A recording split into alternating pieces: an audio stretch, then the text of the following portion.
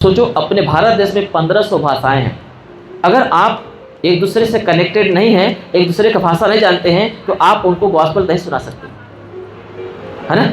इसलिए परमेश्वर ने पवित्र आत्मा के द्वारा हमें वो भाषा सिखाता है, बोलने की सामर्थ्य देता है कि एक व्यक्ति को, एक अजनबी व्यक्ति को, जो हमारे लैंग्वेज से अलग व्यक्ति है, उसे यीशु मसीह के बारे में पता हो सके, उसे परमेश्वर के प्रेम के बारे में पता हो सके, ताकि उसके जीवन से स्वर्ग का राज्य प्रकट हो उसके जीवन में, और संसार का राज्य खत्म होने पाए।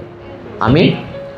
उसके जीवन में संसार का राज्य खत्म हो जाए और परमेश्वर का राज्य प्रकट हो सके। करके परमेश्वर ने अन्य अन्य भाषा, नई नई भाषा को बोलने का, समझने का परमेश्वर ने सामर्थ्य दिया है पवित्र आत्मा के द्वारा। आमीन।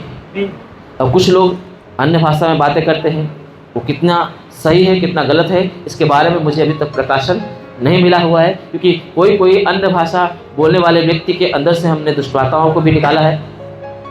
हेलो।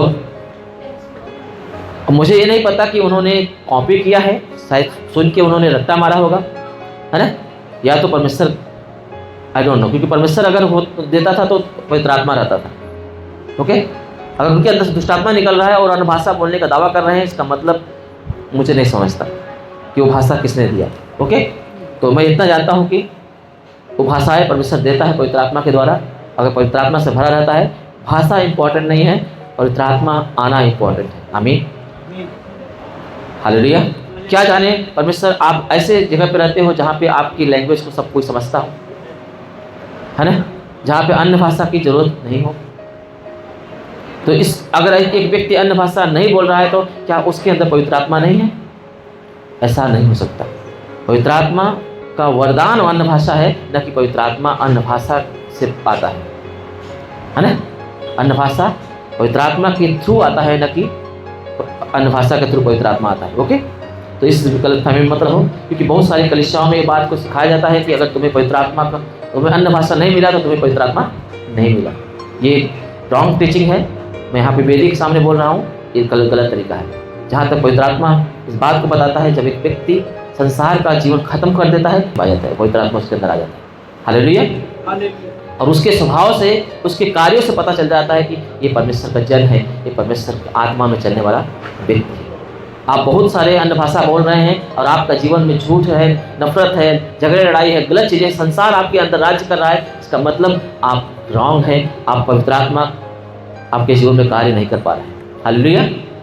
तो ये टीचिंग मैं आपको नहीं दूंगा, क्योंकि मुझे जो चीज़ें समझेगा नहीं वो बात आपको नहीं बोल सकता। परंतु ये मायने नहीं रखता कि आप अन्य भाषा बोलते हो कि नहीं बोलते हो, ठीक है। ये मायने रखता है कि आप संसार रूपी जीवन को अपने अंदर न देख पाए करके परमेश्वर चाहता है, अपने अंदर उत्पन्न न होने दे, परमेश्वर के वचनों को ले और संसार का जीवन को मन फिराए। आमीन। ये बहुत महत्वपूर्ण है।